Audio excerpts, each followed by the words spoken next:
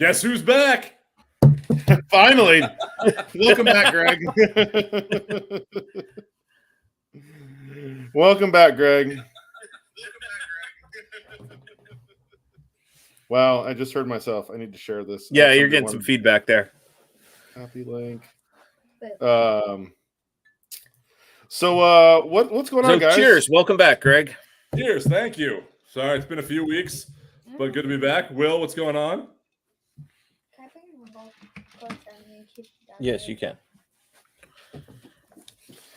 We got good show tonight. Exciting show tonight. Yeah. A lot going on. Getting into that. Great finish at the Wyndham. Couple interesting things to talk about there. I'm gonna let's just jump right in there. We might as well jump right in there. I said back in March when I caddied at Bay Hill in Lucas's group that he was going to win this year, and I felt strongly about that. Watched him hit it, and it all came down to putting. And I actually reached out to Bill Press from Lab Golf. Yes, Brad, I know. I knew that was coming, Brad. Welcome to the show, Brad. I reached out to Bill, and we're going to have Bill on. I was trying to get him on next week. He's unfortunately in the process of moving. Not that anybody on this show knows anything about that recently. Nope. So once he gets through his move, he's going to wow, Greg, it's going to be one of those nights. Welcome back, Greg. We're I think the coolest part, and we all joke that this was the Justin Thomas Invitational. And I feel like with Justin, I mean, what a cool shot he hit into 18 with that chip shot trying to make birdie there. Disappointing that he didn't make it. Would have gotten him into the playoffs. But here's the thing. Though. I mean, here's the thing. I've never seen a shot rip off the face of the hole like that. Like, what? Like, how did that go in? But here's the thing. Everybody's just like, he missed it by, one shot. No, he didn't miss it by one shot.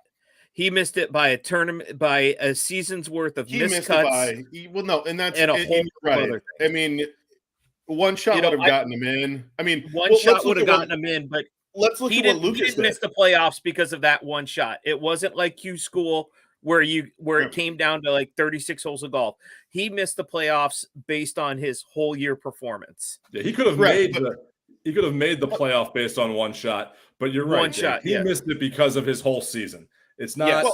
Lucas Glover was 112th before this week started. Yeah, 112th to start the week, ends up getting in at 49.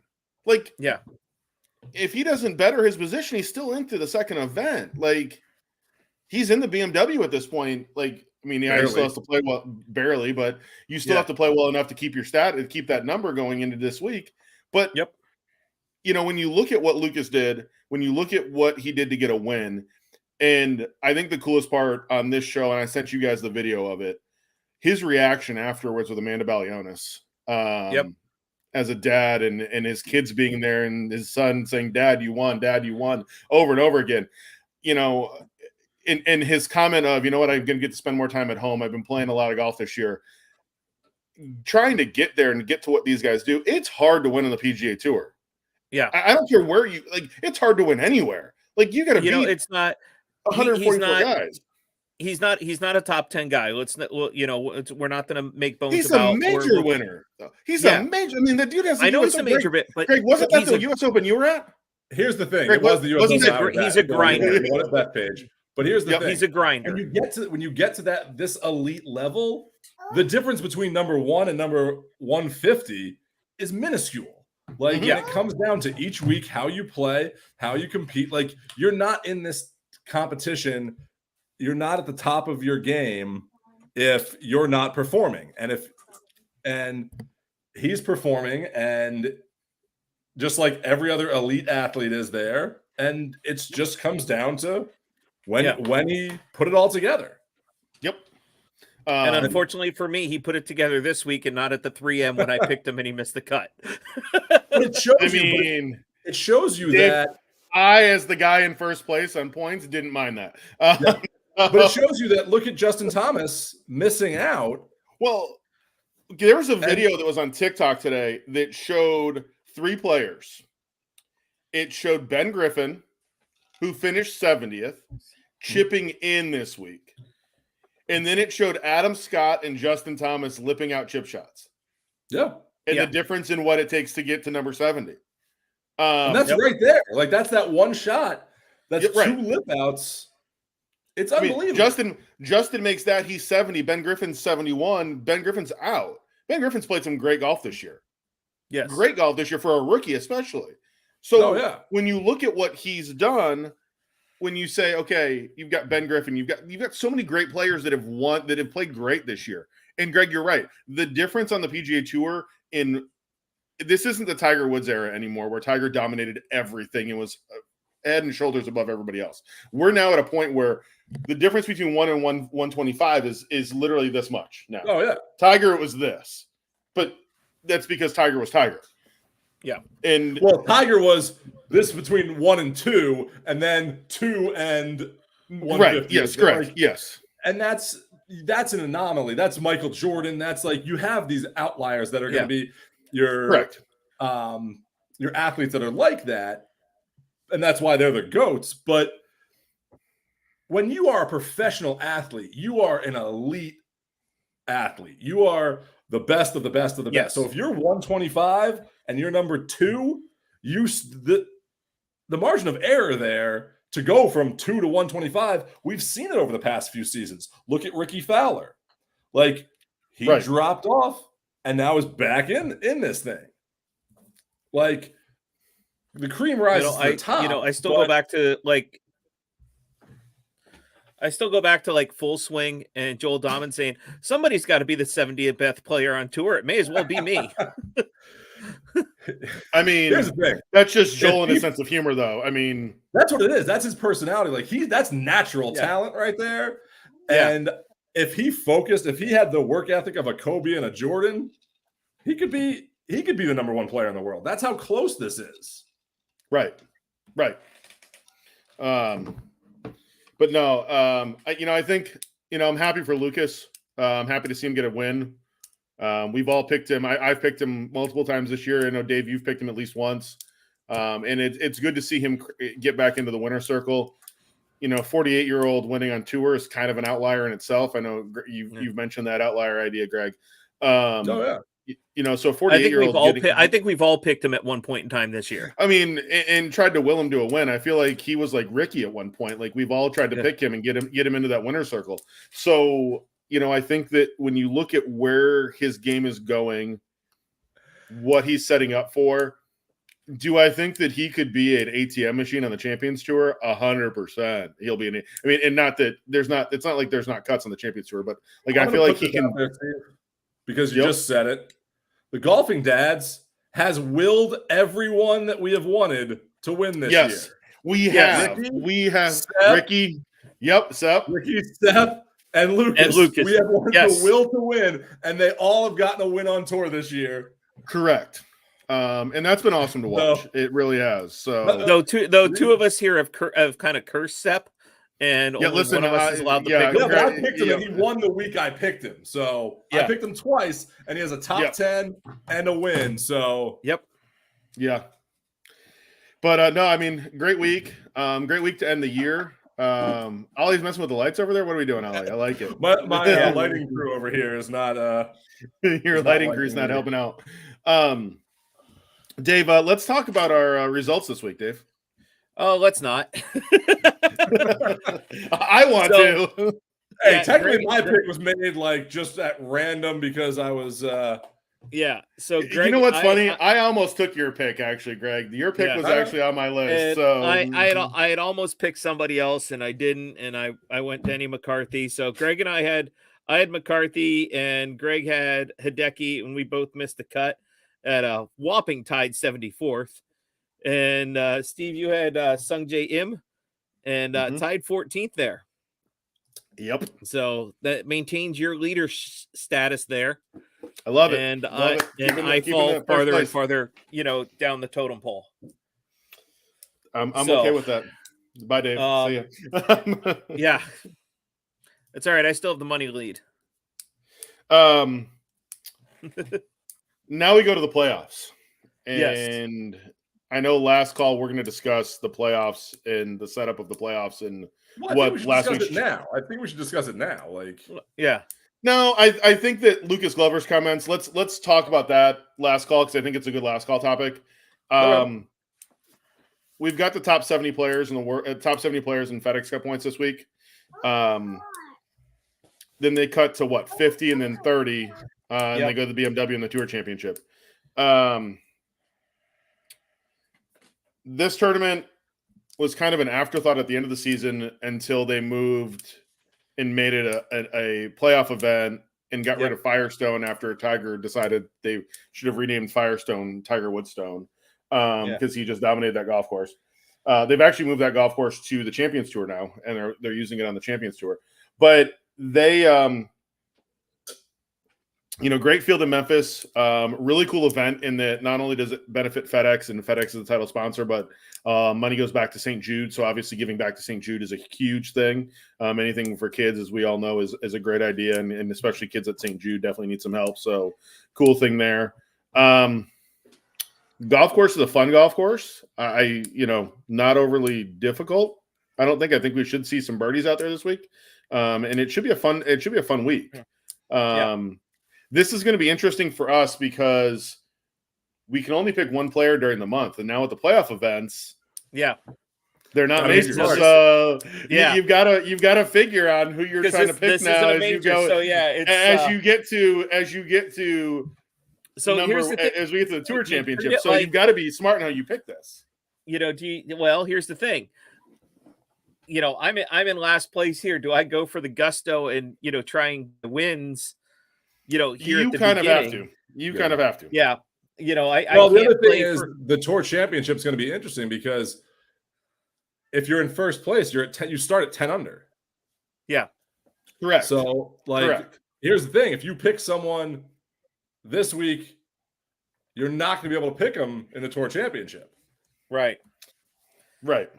But for me, I kind of gotta make up ground. I can't be in the middle. But somebody like you look at, we'll take the let's get into the odds, and I'll say my piece here. Okay.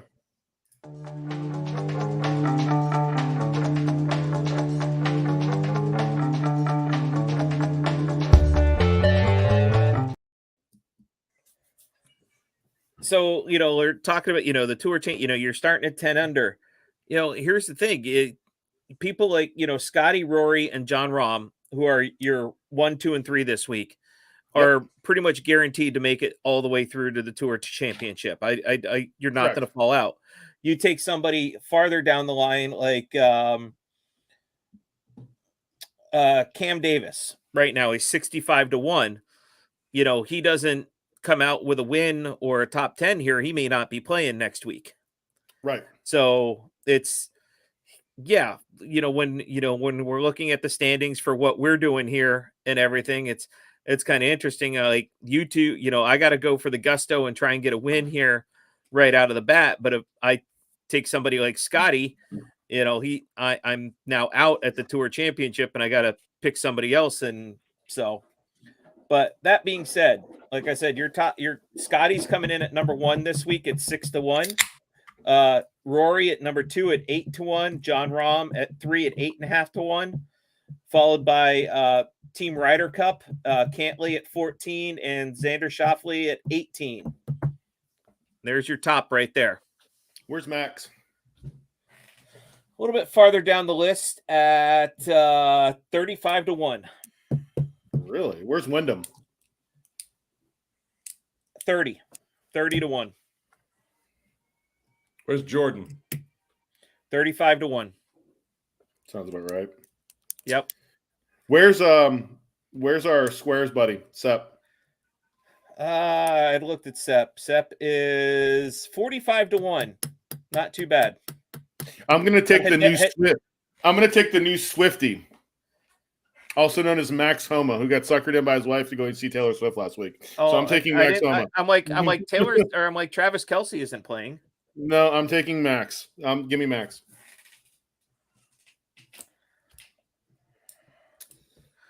Greg? I'm going Jordan Spieth. He's at 31 right now. I think if he gets a win this week, that cements him into the Tour Championship. He's right outside the Tour Championship right now.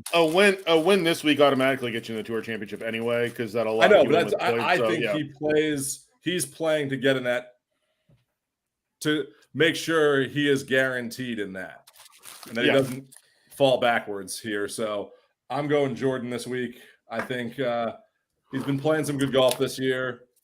So, all right, Dave, I like it. Your pick? I'm going back to the well on this one. Ooh, Ricky Fowler. Hey, 4 minutes ago, this was posted in the comment section.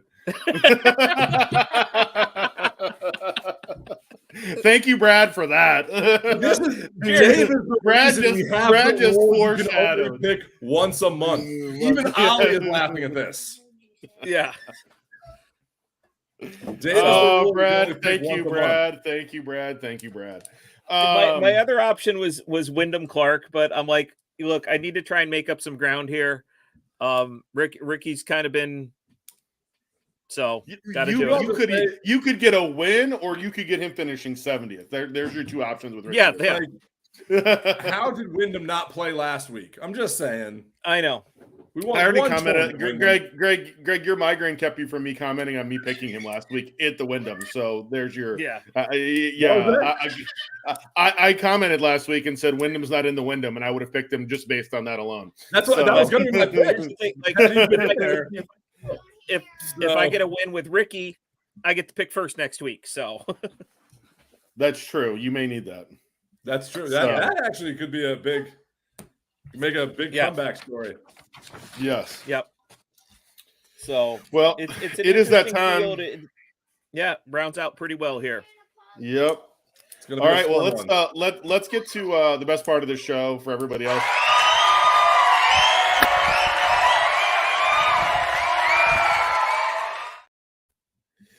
And tonight on Happy Hour, really excited. We've got Justin Myers, the Senior Director of Marketing for Uneekor Indoor Launch Monitors. Justin, thank you for joining us tonight. How you doing? I'm good, guys. Thanks for having me. Awesome. Happy to have you. Well, cheers. This is exciting. So cheers. Welcome to Tavern. Welcome to Tavern. I saw Pinehurst Cup. Yeah, I love the Pinehurst Cup. I love how he's covering half of it. I can still tell what it is. Yeah. Bad grab. It was a bad grab. So Justin, we've only been trademarked out a couple times on this show. It's okay.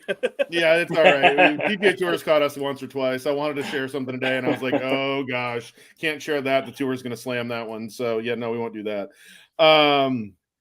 So Justin, first off, thank you for joining us. And as we like to start our show with our guests, we always want to start with the history of the company. So how did Uneekor come about, and kind of your growth and where we are today?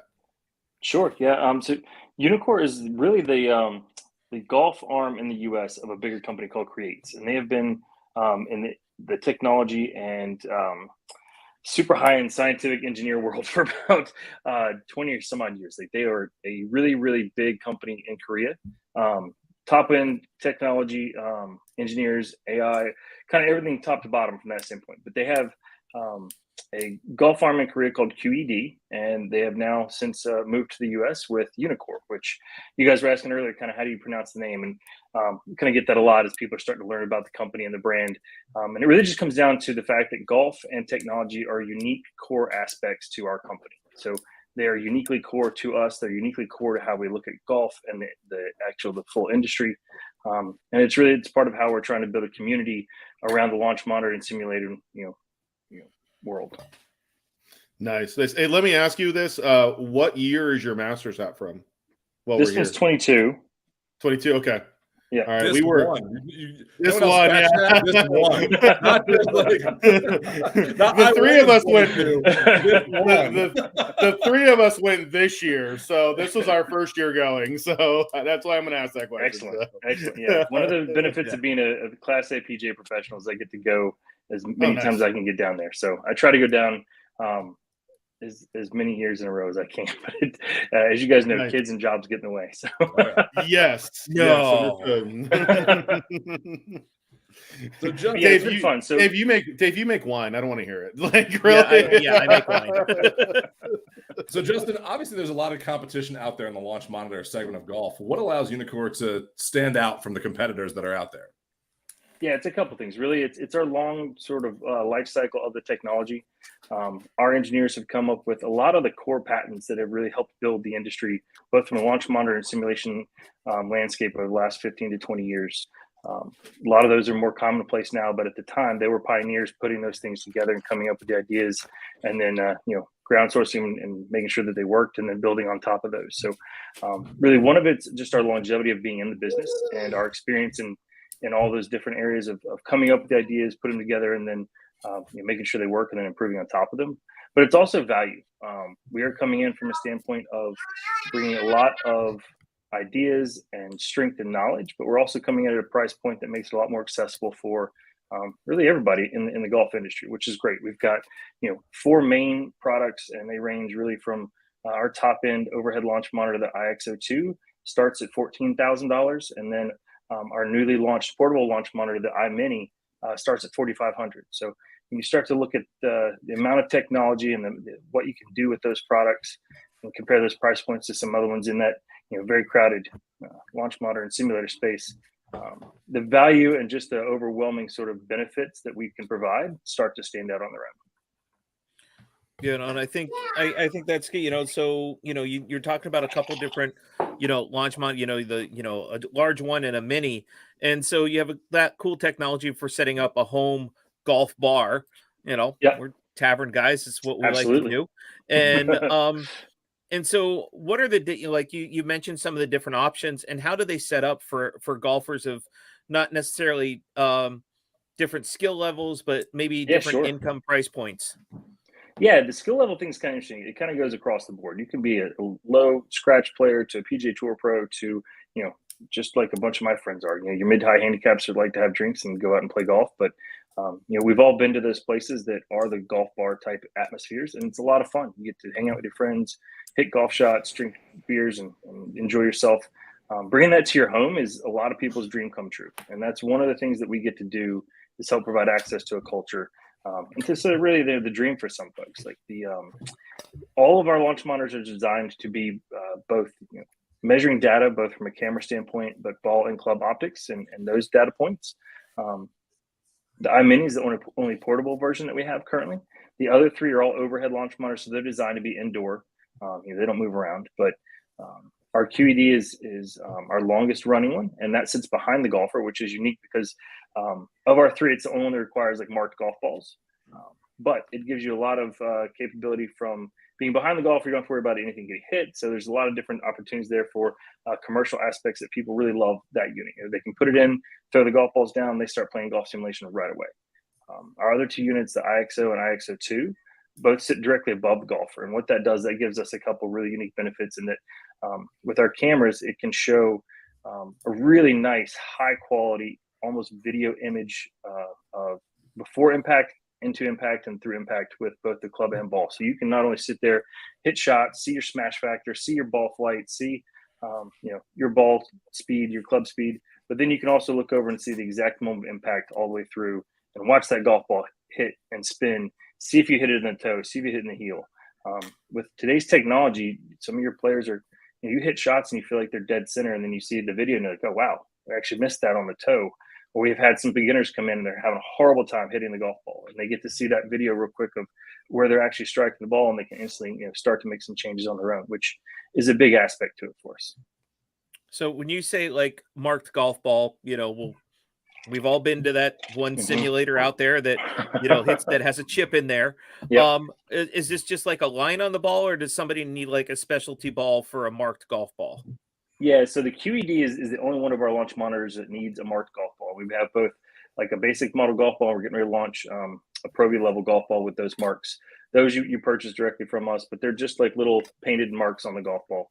The IXO and the IXO2 and the iMini all have what we call as our eye engine in it, and that can actually use what we call dimple optics. So the dimples on the golf balls become those marks. So the cameras that our engineers got past that need of needing the marks on the golf ball. And so now it can read any golf ball you want to play with, whether it be indoors or outdoors. And that obviously opens up the world for you to do some ball testing, but also play with whatever golf ball you want to. So speaking of like the golf balls, like the marks on them, because I've seen them at like the indoor golf simulators, like X Golf has that sort of technology. Titleist also has the RCT golf balls. Does something like that work with yours? Yeah, I mean, anything from that standpoint, if it's the QED model and it has marks, it's going to need its own specific golf ball. But the IXO, IXO2, and the Mini, they'll read whatever golf ball you're using. Now, if you're using, a limited flight golf ball, obviously those numbers are going to be skewed. But unless it's like the shiny metal golf ball or some of the Volvics maybe that they really have that sort of shiny sheen to them, I've seen it work with, orange, yellow, the striped ones, just about anything you want to put in front of it.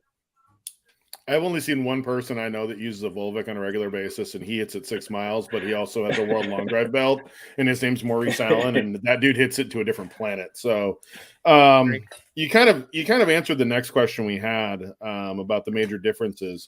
Let me ask you this. I got an email today. I guess you guys signed your first athlete today, an LPGA player. Lily He. So let's talk about that. I mean, congratulations, first of all. Yeah, it's very exciting. Very exciting to have Lily joining. She's a great up and comer. Like, she's been a huge junior star for a long time. She is very dedicated, obviously, to her game.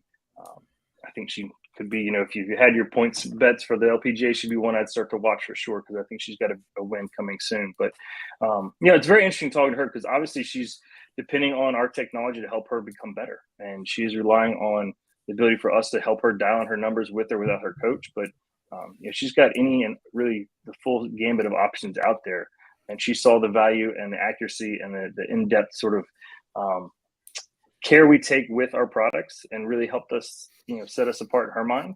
That feedback piece is really big for us. We'd love to get feedback from our users and our customers.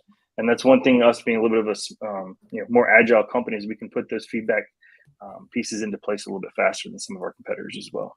But we also have Cameron Champ on the PGA Tour. So those are our two big professional signings so far. But we hope to start expanding into that region a lot more. So, I mean, you talk about this from that standpoint of it, the data you get from this. I like the data. I like these two, Steve and Dave, like baseball and those kind of stats. I like my golf stats. I like seeing the data, my ball flight, the yardage, what my percentages are, ball spin, everything that you get from. Greg, I look at scoreboard. That's the only thing I care about, is what's inside the card at the end of the day. As long as my score doesn't have a 1 in front of it, I'm pretty happy. I like the teaching aspect. I like the learning. I like knowing like the mechanics of the swing. Like, I look at something where like Tiger Woods could tell you if he was off by a millimeter, like where it hit on the club face, which is kind of what the technology does with a simulator, and tells you that, like you said. So like if someone's looking to start out and add a golf simulator to their home, like if I wanted to put one in my house, because I would love to, where would I start out with this? Where would you tell someone to start out to get into the simulator game in their I mean, it's really two sides of kind of a similar equation. Do you want to look at how a ball flies through the air and then use calculations and algorithms to figure out what the club did at impact to generate that ball flight? Or do you want to look at the impact and then calculate where the golf ball is going to go based on those known parameters? Those are kind of your two biggest defining factors in the world of launch monitors. We go more with the photometric side, so we really want to pay attention to what the golf ball and the club actually do at that moment of impact, and then we'll use our own patented algorithms from there to tell you exactly how far it went and the spin rates and curvature and so forth. Outside of that, then you're looking at price point and space, and it depends on if you want to do it outside or inside or both. If you want to do something that's indoor and outdoors, then our iMini is a great option. It's to me, it's the most accessible option out there, because it's going to give you the data that you get with a unit that's 3 or 4 times its price point, but you're going to get it in a position where you can take it inside, you can plug it up to your computer, you can play simulation right out of the box with it, with either our software or any of the other third-party softwares out there. It just requires a small subscription from us so that you can access all those third-party softwares. But we also have a view app that goes right on your iPad. You can set that up right away. It simulates the driving range, so you can see your ball flight, you can see all your numbers. It also includes the impact portion with the cameras. So, I mean, it's a really new world of being able to provide that accessibility that PGA Tour pros and your top level athletes have been looking at and enjoying and growing and getting better from over the last 10 years. But now it's a much easier, accessibly valued price point for a lot of folks looking to kind of get into that game. But they also don't want it just to be a video game, right? They want the real data. Right. They want to know that the data they're getting is accurate so they can improve. And that's been one of the cool things we've seen with our customers is the feedback on how they may have tried other launch monitors in the past. But when they came to our product, they just felt a different level of accuracy, which allowed them to actually start improving and seeing their own stats get better, the more they used it. So Yeah, the data that's coming down. Sorry, like Greg's very analytically driven. I couldn't tell you what my spin rate. Fine ball. Fine ball. Walk into woods. Hit pinnacle into woods. Come out with Pro V1. That's kind of where I'm at. Found it. But how does that data come down? Is it like an Excel spreadsheet that you can put it all in and kind of track it, or is it just kind of like here it is on the screen and it kind of saves your information as you're using it moving on? Yeah, so we have what we've created is called myuneekor.com, and when you become a customer, you get to log into that, and that's like your personal locker for all of your Uneekor information. So not only what subscriptions you have or what units you're using, but also for all your data. So as you're hitting those shots, we're recording them, we're keeping them for you.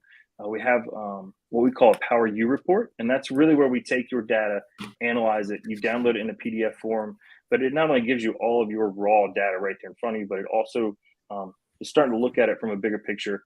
We're really heavy on focusing on AI going into the future, that it's going to be able to see what you're doing, recognize different tendencies, and even make possible suggestions on how you can look to improve some of those things.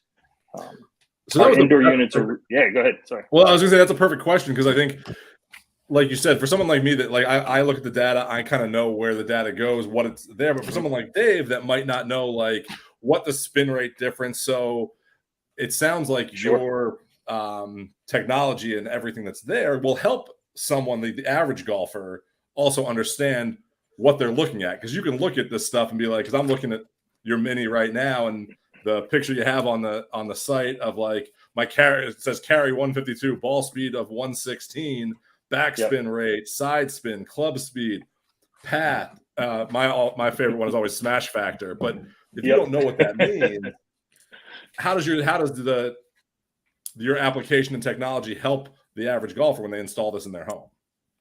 Sure. Yeah. I mean, we've got units that we call Club Optics too, where we basically have some cameras that you can set up so you can look down the line or face on. And with our cameras, they have some AI built into them already. We're looking to expand that. So if you're looking at your video of your swing, not only can you see all those data and the parameters and the ball flight, but you can also look on screen. It'll start to highlight different pieces of your swing that may be outside the norm compared to your general tendencies or your general averages of your lower handicap. So right now it's very I would say on the front end of that AI sort of spectrum, but it is starting to give you suggestions. Now in the future it may give you some more concrete ideas and plans on how to improve and what you should try to do, but that's really where I'm super excited just to have such an engineering team behind us, because I know how much they're working on it and all the different ideas they have, and it's going to be, I think, pretty excited to see where it comes, where it goes. My AI is going to go put the club down, go to the bar. That's going to be what my AI is going to do. Take it done for you, Dave. If it orders a tennis racket on Amazon for you, Dave, that's a bad sign. Well, you talk about we're talking about all this technology and what's out there. So what makes the Uneekor brand and technology different from a TrackMan or the ones you can get at home, like a Mevo Plus? I also have the Garmin R10, and I use that, and I know it's not I'm not getting the data that I'd get out of this one. So what makes that stand out? A lot of it just goes back to the accuracy. If you are going to go down into the metrics and you want to look at all that data, you want to make sure it's accurate, right? You don't want to be doing all this hard effort and time, money well spent into trying to improve yourself and get better at golf, or even have just more fun without it being accurate. We've all played some of those simulators where you hit it and you're like, oh, I got to use the simulator first and figure out how to play golf here before I go, try to play with my friends in it. What we really are building our brand around is the closest thing to real golf that you can get in the simulator environment. And that is one thing that we love to hang our hat on. It's just the overall accuracy. Some of our new software that's coming out is going to be like super 4K engines in the background. So I mean, you literally can see like the water ripples coming across the creek and the birds chirping in the trees. So you kind of move away from that previous video game world. So the birds are the birds are piped in like at Augusta on TV. Exactly. Is there a fish jumping out of the pond? Not yet. It also doesn't have the sound of the golf ball going in the hole that's piped in like in some other places.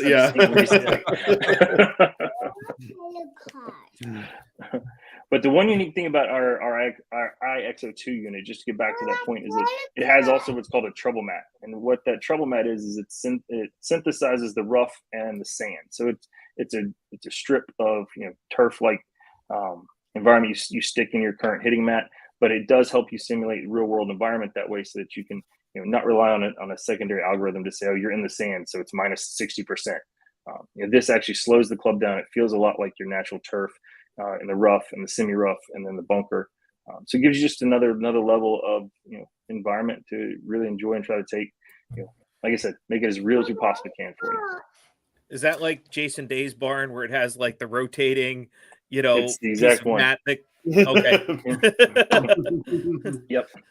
Yeah. Okay. Now it's tan. Oh, I'm in the sand. Let's see. Exactly. Yep. Well, and that's the great thing that you get from a lot of simulators that you don't get from a lot of simulators is that feel like you got to go, oh, I got to swing harder because it's here. But if you have that where the mat's in there, the other thing is like at like golf simulators at like X Golf, putting I think is one thing that a lot are missing on there, and it sounds like you guys are doing a lot to make it more real. We are. Sorry, guys. I'll be right back. Yeah, okay. we are dads. This is what we do. No, it's exactly right. Like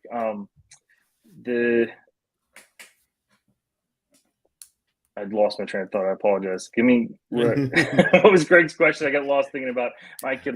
Technology going towards putting and the all thank you. Yeah. Gotcha. Putting is great. Like I totally agree. It's really hard to do in a lot of simulator environments. With our IXO and IXO2 units, especially because they are above you, you can actually again see the video of the putter head moving through impact. We actually slow our cameras down when you go into a putting mode so that it can capture that frame rate on a smaller stroke at a sensitive level, so that the putting actually does become really quite accurate. It's pretty amazing. I've taken the mini out on a putting green just to test it to see how much we can pick up, and it's 4 or 5 different parameters of path, face angle, ball speed, club speed. So we're working on dialing those in. I definitely wouldn't say that that's a main feature yet, but the putting aspect is very good compared to what I think we've all dealt with in the past. It's always hard when you're trying to putt to an imaginary object that's in front of you. So having the screen up and being able to see the imagery a little more cleanly also helps, because then you can kind of get that feel of, we've always played sort of the video games with the lines on the greens and the little dots move around. So you can kind of start to get a feel for your uphill and side hill, but you make a nice stroke and you hit the ball, it reads it so well. You do really feel like you can kind of dial into some speed on certain greens. We've played a few courses that are really fast in green speeds, and it's hard to kind of it's hard to realize that it's actually going as fast as it is. Nice. I know we've talked about putters now. You guys recently became the majority owner of a putter company, actually. Congratulations. Yeah, and thank you.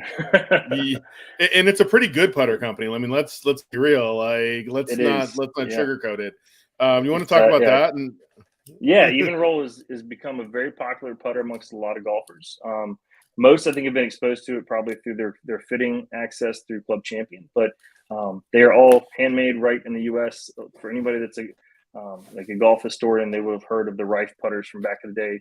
Garen Rife is the same gentleman that invented those, that is now moved on to working on and creating all the even roll putters. And if you're not familiar with even roll, it's basically what he calls a sweet face technology. He figured out that by changing sort of the size and the angles of the grooves in the face of the putter, he can create a gear effect within that entire 2-inch box, so that a putt that's hit 1/4 to 1/8 of an inch towards the toe, or 1/4 of an 1/8 of an inch towards the heel, and the dead center of the putter all go the exact same distance and literally can stop touching each other on a 15 to 20 foot putt. So for a lot of those of us that don't hit the ball solid on the putting green all the time, it's really nice to be able to know that no matter if you hit it a little bit here, a little bit there, it's still going to give you the same amount of energy and speed towards your target.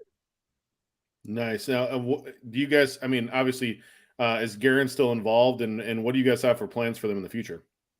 He is, yeah. So they're going to operate kind of as their own company still. We are there as to help them with both marketing and sales and strategy, and to kind of work together so that we all end up in a better place. But Garen's still there. He's still the mad scientist in the back room, coming up with the designs and testing things on a regular basis. It's really fun. If you ever get out to Carlsbad, you can go in. You can get completely custom fit on the Quintic system, which takes so much data from a putting stroke. It's insane. But they can then look at all those different data points to ask you a bunch of questions, run you through a bunch of different models. It's all very modular too in that case. So if you go in and you like a blade style putter, they can build 2 or 3 different styles from a blade head to give you different either the necks or the bends. If you like the big mallets, they've got a bunch of those. So they can really customize not only the feel and the weight and what it works for your stroke, but what looks good to your eye and what you'd like it to look like. Nice.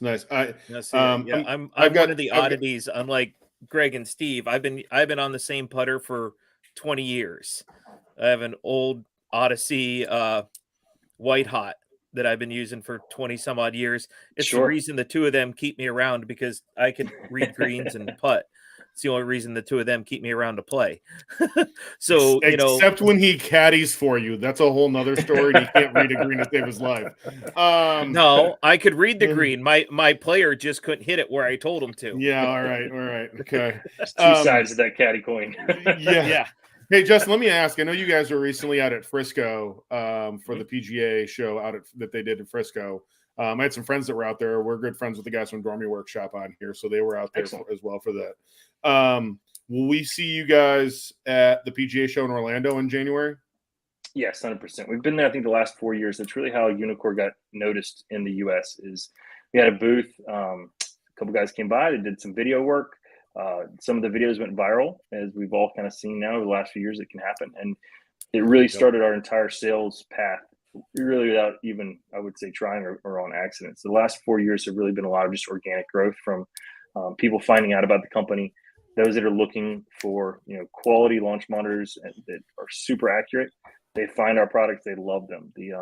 It's interesting for folks that haven't heard of us before. The more you start looking into us and you hear some of the you get into some of the chats and different things, those that have seen and used a Uneekor product absolutely glow about them. So for me, that's a great sign that our technology is really good. It is very accurate. It holds up to the test of people trying it out. And then that's why they decided to go forward with the full U.S. team this year. And we've added myself, 3 others on the marketing team, and our entire sales force, and everybody else within the last 8 weeks. So it's a bit of a startup from that standpoint, but like a startup with a 400-pound gorilla behind us. We're going to be at the show this year from a podcast perspective, so let's definitely look on connecting at the show. Definitely. So love to do that and get some content there. So that would be great. Yeah. So awesome. Yeah. So and kind of to round it out here, and like for our viewers and anybody listening, if someone's looking to get one of your simulators installed, how can they go about finding you? Sure. Uneekor.com is the easiest way to do it, directly to our website. It's uneekor.com. But we do also work a lot with other installers and resellers. So depending on what you're trying to do, whether you want a full custom design, space for your house, or you're trying to fit it into an existing space that you already have, there's a lot of solutions out there for you. We definitely work with some of them, but if you come to us, we can get you set up with the sim kit and the launch monitors, and then we can even direct you to some folks that might be in your region that do the installation for you if you have some more custom needs. Awesome. Perfect. Well, thank you for joining us tonight. I know it's late on a Monday night, so appreciate you joining us. And we definitely look forward to seeing you in January at the show here in Orlando. I'm actually based in Central Florida, so that's a home game for me. So we definitely look forward to seeing you in January, and can't wait for that, and look forward to all the other stuff you guys have to offer coming forward. Sounds great, guys. Thanks for having me, and good luck with the rest of the season, and cheers. Thanks, Justin. Cheers. Thanks, Justin. See you guys. All right. Sorry about that, guys, but I'm back. No, no It's worries. all Hey, Dave. Yeah. While Justin was on, we've had an addition to the drinking game, by the way. Yeah, that was earlier. Yeah. That was earlier today. There we go, Dave. There's Season 2 of the drinking game. game. We'll have all the rules and the might be a towel. There might be a towel. So. No. Hey, sometimes you gotta ride that horse into the ground and bring it back up and ride it back into the ground again. Ride it back into the ground. Keep riding. Ride that pony. So All right. Well, speaking of that, speaking of animals, let's we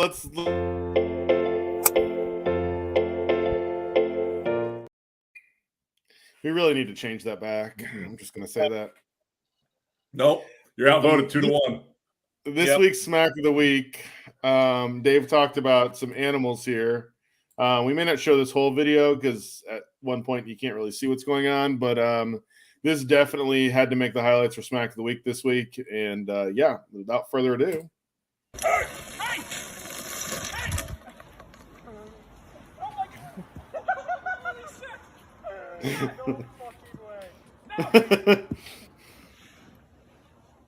I mean, what do you do? Like, Oh my god!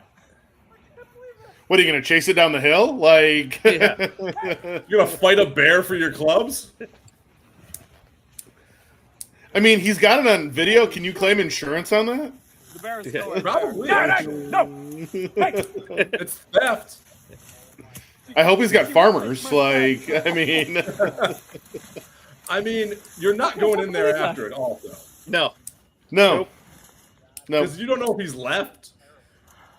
I mean, the best thing you're going to get out of that deal is poison ivy. That's the best thing you're going to get out of that. So, That's crazy. Like, It's just you don't know what to you know, say. it's like trying to, in theory, you're poking the bear at that point in time, literally. you really are. Like, don't poke it. Oh, you're going to do it. So, I think we've all hit a golf ball near an alligator and be like, nope, I'm just gonna take a drop over here. I'm just gonna ask. You think the bear's a Jack fan? wow. Mm. Wow. Dad joke of the week. Wow. Okay. On Come that call, on, let's you're all go thinking to let's go to last call.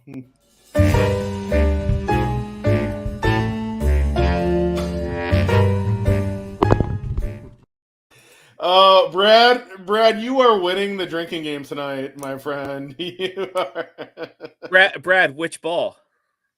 Brad, that was also probably Dave's bag that he threw in the dumpster in Hilton Head. No, it wasn't blue, it was black. Hey, there's a valid comment right there. That is a valid comment, Michael. We're fighting the bear for those. All right, so 2 topics for last call. Let's start with 58. Yeah, I think that's a good call. It's a good number. I'm going to be honest. So I don't know what's more impressive. The fact that Bryson shot 58 on Sunday to win. The fact that Bryson shot 61, 58 Saturday and Sunday to win. The fact that Bryson made 8 threes and a bogey 4 on the front 9 and still shot 58 with a bogey. Like, Here it is. It's just because it's live golf. A 58 is a 58. 58's 58. That's winning any day out there. If I went out to if I went out and played 18 holes and shot 58, I'd brag about that to the end of time. On the front 9. On the front 9, yeah. I think that I'm going to tip my cap to Bryson, but here's the other deal. Isn't that golf course par 70? Yeah, but still it's 58. It's Still 58. I mean, the only other person on tour that's done that is Jim Furyk, did it in Hartford. Yeah. Which isn't Hartford as par 70? Yeah. Hartford is par 70. Yes. It's 1200. Yeah. I think that here's my thing. Bryson played great on the weekend. Not going to take that away from him. You shoot 61, 58. Like, I'm not going to take that away from you. I struggle. Again, the golf courses, when you look at the golf courses they're playing on the Live Tour, okay, Greenbrier or Greensboro, which one do you think is a harder test of golf? The Greenbrier, though, has they're been still set up for a professional golfer. Correct. Yeah, but they also set up Cricket Cat in Orange County. But that was a Q school at one time. That was Q school at one point. That was a birdie fest. That was a birdie fest. It was, but I mean wasn't Hartford a birdie fest this year? Yeah. My lighting guy. Wow. Wow. So, Mike, I gotta say this. I saw the funniest meme that I think PGA Memes put out there. It was a guy sitting on the couch that said, Bryson shot a 58, and he said the same thing. Doesn't matter in exhibition matches. Yeah. You're right. Shell's wonderful world of golf. A 58 and a 61. I don't care what the field is. If you're shooting that, you're gonna be in the top 10. Yeah. You should win. If you shoot 58, 61, you should win. Exactly. I mean, no matter where you are. Because here's the you thing: if it was that easy, no matter what the course is, they do it all the time. There would have been more than there would have been more live golfers gone out there and shot 61, 60, 59. He won by 6. Like, yeah. When you shoot 21 under on the weekend and you win by 6, okay, cool. Good talk. Glad we had it. Like, and I'm not a Bryson fan, but you do that, you played some amazing golf, and I got to give credit where credit's due. But I'll tip my hat. Powered by Taltag. His caddy does have towel tag, and you know what? Let's just call it what it is. It's the towel tag power right there. Power of the towel tag. Power of the towel tag. It's the power of the Golfing Dads brand. I mean, we're willing people to win. We're promoting our buddies at Towel Tag, and they're winning. Like it's all tied in, folks. Shameless plug. Towel Tag. Towel Tag. Yep. Shameless plug. We are all about a shameless plug on this show. We are. The next topic that I want to talk about, let's just move on. Last week was interesting, and we kind of hinted at this earlier. Before the week started, Lucas Glover actually had some pretty pointed comments after they announced that Tiger Woods was going to be on the pack, after they announced, and his comments were very much directed at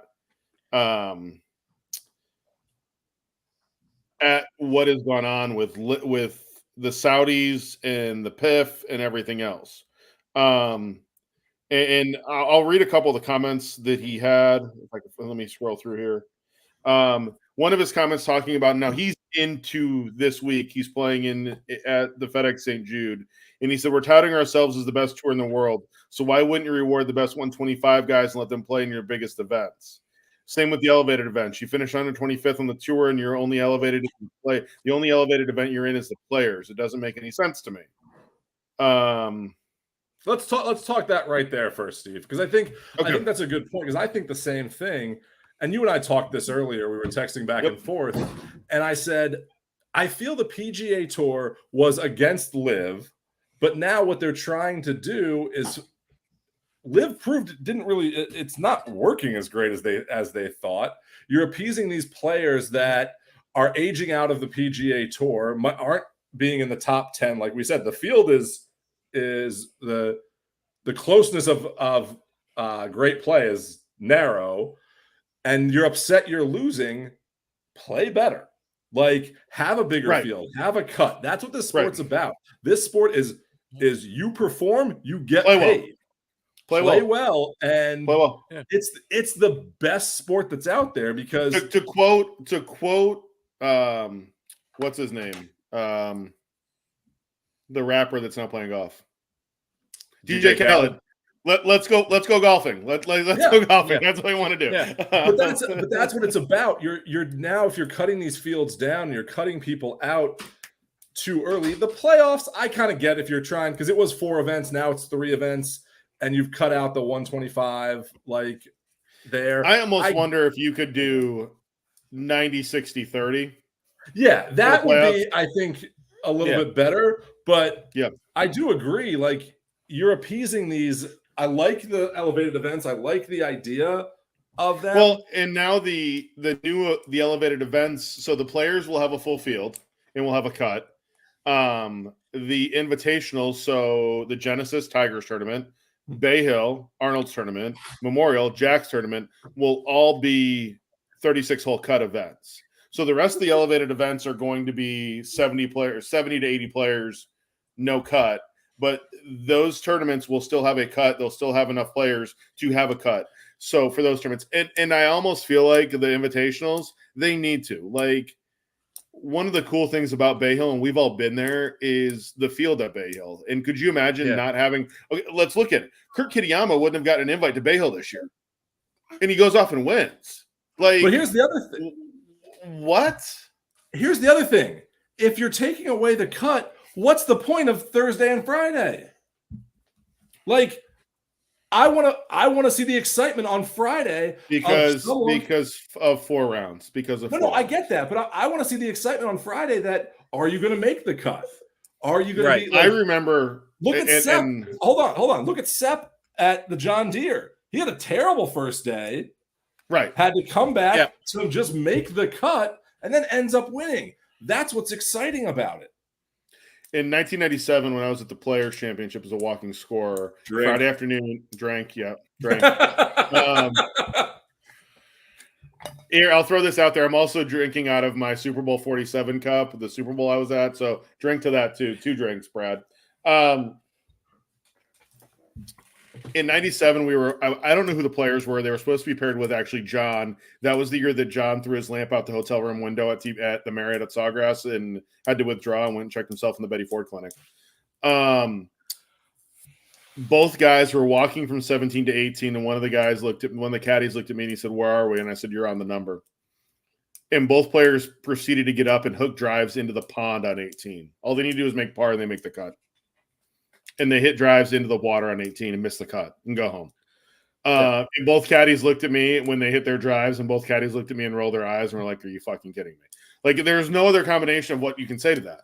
So I think that there's you miss that, and I agree with you, Greg, is that you're going to miss that on Friday afternoon. I have a hard time thinking, though, what they're trying to do is they're trying to make these events and they're trying to create these events that are going to cater to Rory, Jordan, Justin, Scotty, John Rahm, and they're trying to give them more money. That's all it is it's a way to give these guys more money. That's it. You know, it's exactly what it is. Part of it's catering toward. It's a way to it's catering towards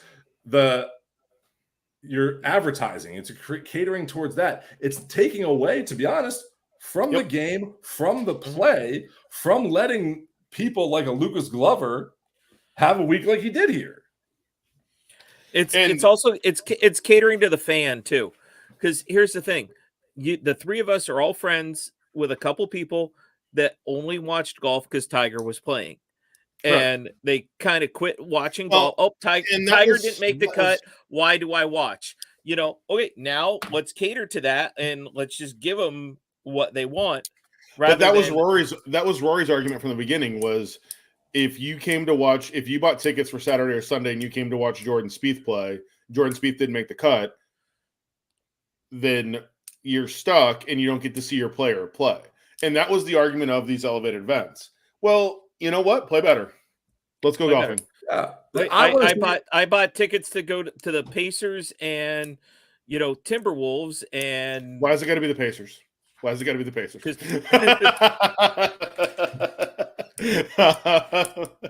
so, but that's a good point. Like, you go, I'm going to use the Pacers as an example because LeBum James sat out at half the games that he wouldn't come and play. Like, like, that's terrible. That's the thing. Like, Cal Ripken, I'm a Yankees fan, you're a Red Sox fan, you're a Phillies fan, but I'm a Cal Ripken fan because his whole thing, and even I think Steph Curry has said this too, is I'm going to play as many games as I can, because if there's that one kid that came to see me play, so I do believe in that. But my youngest only once literally said to me, "Dad, I want you to buy courtside seats in Orlando to see Steph Curry because I want to meet Steph Curry." That's literally what Luke, my youngest, said. Yeah. So when you talk about, I've seen Jordan play multiple times. Who played every night? Jordan. Like, Yeah. anytime, whenever Jordan was in town, Jordan played. So, I have a hard time, especially with like the NBA and their scheduling for these guys taking multiple games off a year. Dude, you play a game for a living. You have a job, but come on, you play a game for a living. It's your job. You have one job. And I get injury plays into stuff, but going back to this whole cuts thing it's a 4-day event. You make the cut, you make the money. Like, that's what makes it exciting. Like, yeah, I'm upset if a player I'm rooting for, like Hideki last week, doesn't make the cut, but it makes it exciting still. Even though he didn't make the cut, now I'm going to watch someone else. And now I want to see who's going to win. And now I'm going to, like, that's what needs to be more into the game, is the love of the game, not the love of, I only want to watch this one player who might be playing like crap. Like, I don't want to watch 4 days of Justin Thomas struggling. Yeah. So it's just, I bought tickets to the championship at Wimbledon, but Roger Federer or Rafael Nadal didn't make it to the championship. I want a refund. No, they got beat. I want to go see who wins. Yeah. I want to read some more of this from Lucas, and I've got 2 paragraphs here I want to read, and then we can talk it. It's a waste of breath, a waste of time. He said, I've been out here long enough to know that it doesn't matter. The pack's useless. They're going to do what they're going to do. Maybe now we can get some smarter people in the room and talk some sense into them. That's saying that Tiger's now on the pack. Tiger's now the 6th player member of the pack. We couldn't continue to go down this road we were going. Anyone with a brain knows the tour didn't have the money. Liv was going to drag the lawsuit out as long as they could. The tour couldn't prop $20 million purses forever. Pretty sure their sponsors didn't want to either. They're not getting the return. That's evident. We know that too. We've got some valuations of under $5 million. And you're asking sponsors for $20 million? That doesn't work. So, of course, we're going to have to do something. It's just a matter of where the money was going to come from. Yeah. And that's true. And the thing about this, and this is what I hated about Liv from the beginning, is, and Mike said it earlier, it's exhibition matches. That's what it is. And exhibition matches are fine. They are completely fine. If you want to go that route, go that route. If that's where the money is, go that route. Yeah. But the whole purpose of Liv was to try to tear down the PGA so that you could get in bed with the PGA. Yeah. Correct. And, we've all talked, we've talked about it here on the show before that, living in a post-COVID world where corporate sponsors aren't willing to shell out, oh, you know what? We have $20 million extra laying around. Let's sponsor a golf tournament. Everybody's, looking at their bottom line a lot different these days. The funny part about that, Dave, and I agree with you, Dave, I'm not going to argue that point. But here's the thing. Think about how much advertising dollars those guys get. How much advertising did Wyndham get this weekend? How much advertising does Hilton get on that caddy bit that's behind me? Advertising and the people like the three of us going out and spending at those locations are two different. Your apples and oranges. It's right a return now. on investment that they're not seeing as much as they used to. Yeah, right. Yeah. The ROI isn't exactly there. For some of these, and that's your point, is that they're not just going to be like, oh, it used to be, I'm going to throw out the money because the advertising is going to be there. I know I'm going to get this back. But now they're just being more cautious with their money because they have to be right now. Yeah. Everything's building back up. Everyone took a hit in those years. So this is a terrible time that this is all happening to the PGA. And that's what I don't like about the live portion of this. I'm fine. And to what Lucas Glover said, his point there is, I'm fine. The money had to come from somewhere. The money has to come from somewhere to help improve it. I'm just hoping that it improves the game. Where else can you get this money? I mean, that you don't lose control. Like that you're not going to lose control. Are you improving the game with this money? Or are you turning the PGA Tour into live? Well, if you ask Phil Mickelson, Liv's already improved the game. You also ask Phil Mickelson. I mean, Phil is the I'm going to go to Bagger Vance here. Phil said Bryson stole his jump and pose, so let's just go there. No, but Phil is that guy who exhibition matches. Like, he wants to show off his game of golf. He knows more about the swing and everything like that. And like, he is a showman. That's what Phil is. That's what Phil has always been. Like that, and that's what Liv. That's fine. Yeah. That's good for him. My point is, you did all of this to tear down the tour that got you to where you are. Right. And that's the part that's bad. And you took a bunch of guys like yourself. And again, how many events on the Live Tour has Phil won? 0. And you took a bunch of guys, and I'm going to say this. Let's look at it. Like, we can talk about, Louis Oosthuizen has won one event that I can think of. It was a British Open. It was what got his name on the map. What's he won since then? Nothing. But he does have an albatross at Augusta, though. He does. So he got some water all of these for that. players, and we've said this from the beginning. You took all of these players that